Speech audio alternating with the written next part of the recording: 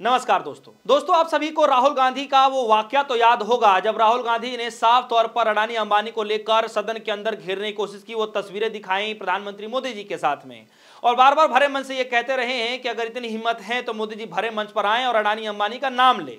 कुछ समय के बाद प्रधानमंत्री मोदी जी दबे जुबान जो है अडानी अंबानी का नाम लेते हैं। फिर राहुल गांधी जी मैदान में जब जाते हैं चुनावी जो है रैलियों को संबोधित करते हुए वो कह रहे थे कि जब उन्होंने कहा तब प्रधानमंत्री मोदी जी को बोलने पर मजबूर होना पड़ा।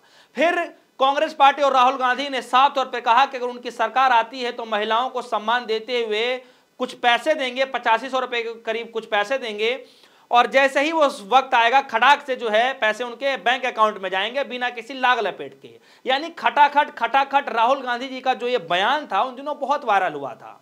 और आप देखेंगे कि राहुल गांधी जी के बयान के बाद फिर प्रधानमंत्री मोदी जी आते हैं। राहुल गांधी जी कहते हैं खटाखट, प्रधानमंत्री मोदी जी आते कहते हैं ठकाठक। यानी कि खटाखट के बदले मोदी जी ठकाठक करने लग जाते हैं। यानी मैं इस बात को इसलिए बता रहा हूं दोस्तों क्योंकि राहुल गांधी जी ने जो बात कही वो बात प्रधानमंत्री मोदी जी को मजबूर होकर वो कहनी पड़ रही थी। और इसीलिए राहुल गांधी ने उस वक्त कहा था, नए एलओपी बने थे और उस वक्त उन्होंने कहा था कि अगर आपको कोई भी दिक्कत हो, कुछ भी कहवाना हो प्रधानमंत्री मोदी जी से तो आप बस मुझे कह दीजिएगा, वो उनके मुख से कहवा देंगे दोस्तों। और इसीलिए इस पूरे मसले को आज याद किया जा रहा है। दरअसल दोस्तों हुआ क्या है, हम आपको बता दें कि लाल किले की प्राचीर से प्रधानमंत्री मोदी जी लंबा चौड़ा भाषण देते हैं। हालांकि राहुल गांधी जी ने जो प्रधानमंत्री मोदी जी जो ऐलान कर रखे हैं कि फिर से 1 लाख करोड़ रुपए का जो है युवाओं को दे रहे हैं, पैसे देंगे, उस योजना को राहुल गांधी ने तुरंत पोस्टमार्टम करते हुए पूरा खुलासा कर दिया। और दोस्तों मजाक में जो राहुल गांधी जी ने उस वक्त जो बात कही थी कि जो बात आपको कहवानी है अब बता दीजिएगा, मैं कहवा दूंगा, अब कहीं ना कहीं वो बात सीरियस होती जा रही है दोस्तों। याद कीजिएगा कि सन 2017 में आधी रात को संसद भवन में जब जीएसटी लॉन्च किया जाता है और इस कार्यक्रम जब होता है तो इतना भव्य उसको बनाया जाता है, ऐसा बताया जाता है कि ये एक टैक्स जो है बहुत क्रांतिकारी टैक्स होगा, पूरा त्यौहार की तरह लोगों को मनाना चाहिए। आधी रात को घंटी बजाकर ये सब जो है पास कर दिया जाता है। लेकिन दोस्तों किसी ने भी मोदी जी को ये नहीं बताया कि टैक्स का भी कोई व्यक्ति सेलिब्रेट कर ही नहीं सकता है।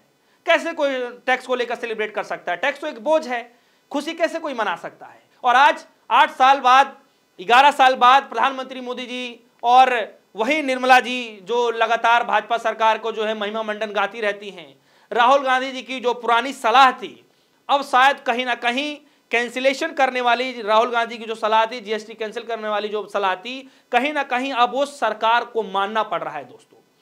जीएसटी के मौजूदा ढांचे में अगर आप देखेंगे तो 5% है, 12% है, 18% है और साथ ही साथ 28% है। मतलब अलग अलग टैक्स स्लैब्स हैं दोस्तों और अलग अलग सामान पर अलग अलग टैक्स फंसे हुए हैं।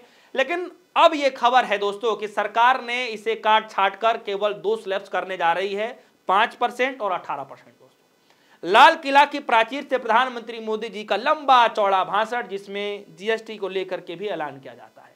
अब सवाल ये उठता है दोस्तों कि राहुल गांधी जी का ये वाकया भी कहीं ना कहीं साबित हो रहा है कि जो राहुल गांधी ने तब ये बात कही थी, अब भारतीय जनता पार्टी मोदी जी को फिर से वो बात माननी पड़ रही है दोस्तों। सन 2016 में जब वो एलओपी भी नहीं बने थे तब राहुल गांधी ने साफ कहा था कि जीएसटी रेट 18% से ज्यादा नहीं होना चाहिए, एक ही कैप होना चाहिए ताकि देश के व्यापारी और आम आदमी दोनों के हित में हो, दोनों आगे बढ़ते रहें, दोनों देश हित में काम करते रहें। लेकिन तब सरकार नहीं सुनती है और जब अब सुन रही है तो अब पूरी तरीके से सरकार का मजाक उड़ाया जा रहा है दोस्तों। राहुल गांधी ने जीएसटी को लेकर साफ कहा करते थे कि ये जीएसटी नहीं है, गुड सर्विस टैक्स नहीं है, ये गब्बर सिंह टैक्स है। कहा करते थे कि सरकार इसे गुड एंड सर्विस टैक्स कहकर बता रही है, लेकिन असली में यह छोटे व्यापारी, छोटे उद्योगपतियों पर जो है उद्योगपतियों पर जो है, व्यापारियों पर जो है एक बहुत बड़ा झटका लग रहा है। और मैं दोस्तों आपको बताऊं अपने अनुभव से, अपनी रिपोर्टिंग के अनुभव से, तो जब छोटे कस्बों में व्यापारियों से बात होती है, बर्तन वाले, किराना वाले, कपड़े वाले, सबके मुंह पर एक ही शिकायत रहा करती थी कि जीएसटी ने व्यापार की कमर तोड़ दी दोस्तों। फाइलिंग जितनी जटिल है, स्लैब जितने उलझे हुए हैं और ऊपर से बार बार नियम बदलते जा रहे हैं, चार्टर्ड अकाउंटेंट तक भी इस पूरे मसले को लेकर कंफ्यूज होते जाते रहे हैं दोस्तों। किसी को आज तक सटीक समझ में ही नहीं आया कि जीएसटी का फायदा हो रहा है या नुकसान हो रहा है। फायदा तो खैर सरकार को हो ही रहा है, आम जनता को क्या इससे फायदा हो रहा है? ये जो है लगातार आप छोटे व्यापारियों से जब पूछेंगे तो लगातार आपको सवाल सुनाई देगा दोस्तों। व्यापारी परेशान रहते हैं, बाजार पूरी तरीके से ठप पड़ा हुआ है, कारोबार जो है सालों साल पीछे चल रहे हैं दोस्तों। अब 8 साल बाद 11 साल बाद वही सरकार लाल किले की प्राचीर से घोषणा कर रही है कि हम जीएसटी को आसान बनाने जा रहे हैं, केवल 2 स्लैब बनाने जा रहे हैं दोस्तों। सवाल है दोस्तों कि जब आसान बनाना था तो शुरुआत से बनाते, पहले जनता की कमर तोड़ दी, फिर उसको राहत पैकेज बनाकर दिवाली का तोहफा बता रहे हैं। ये कौन सी राजनीति है दोस्तों? आप इसे बता रहे हैं, प्रधानमंत्री मोदी जी कह रहे हैं कि इस बार 2 तरीके से दिवाली मनेगी। एक दिवाली तो आप जो मना रहे हो वो मनेगी ही, एक दिवाली वो सरकार जो दे रही है, जो तोहफा दे रही है जीएसटी के नाम पर, आप उस तरीके से दो त्यौहार मनाएंगे आप दोस्तों, यानी 2 तरीके की दिवाली मनाएंगे। अब दोस्तों जरा सोचिए कि गरीब आदमी रोजाना कितनी बार जीएसटी देता है, दही पर देता है, दूध पर देता है, तेल पर देता है, कपड़े पर देता है, जूते पर देता है, हर जगह जीएसटी देता है। अब सोच रहे होंगे टैक्स बड़े बड़े उद्योगपति भी दे देते हैं, पर सच यह नहीं है दोस्तों। सच यह है कि देश का गरीब मजदूर, रिक्शे वाला, दिहाड़ी मजदूर हर बार जो सामान खरीदता है वो हर वक्त जीएसटी देता है। और सबसे बड़ा मजाक तो तब होता है जब सरकार यह कहती है कि इतना शानदार जीएसटी कलेक्शन हुआ। अरे भाई, अगर कलेक्शन इतना शानदार है तो स्लैब क्यों बदल रहे हैं आप? सवाल तो अपने आप में उठना वाजिब है दोस्तों। एक तरफ आप उसकी तारीफ भी कर रहे हैं, एक तरफ आप कह रहे हैं कि हम स्लैब बदलाव भी करने जा रहे हैं। यानी कहना क्या चाहते हैं, करना क्या चाहते हैं? जनता की कमर तोड़कर, भूखे हालात उनको छोड़कर आप क्या बताना चाहते हैं? इसका मतलब सरकार खुद ये मान रही है कि व्यवस्थाएं गलत थी, जो भी उन्होंने किया वो गलत तरीके से किया। सरकार ने जो ये प्रक्रिया अपनाई पूरी तरीके से गलत रवैया रहा उनका। ऐसे हालात में जब बाजार एकदम सुस्त पड़े हों, ऐसे हालात में जब लोगों के पास पैसे ही ना बचे हों, ऐसे हालात में जब आदमी बीमार पड़ जाए और उसके जेब में इतने पैसे भी ना हो कि इलाज करा सके, ऐसे हालात में जब अपनी आमदनी को इकट्ठा करके लोग अपने आने वाले कल के लिए रखना चाहते हैं, ऐसे हालात में उनके पास वो पैसे भी ना बचे हों, तो आज सरकार टैक्स घटा रही है। तो ये बात तो साफ संकेत दे रहे हैं कि आम आमदनी की खरीदने की ताकत टूट चुकी है।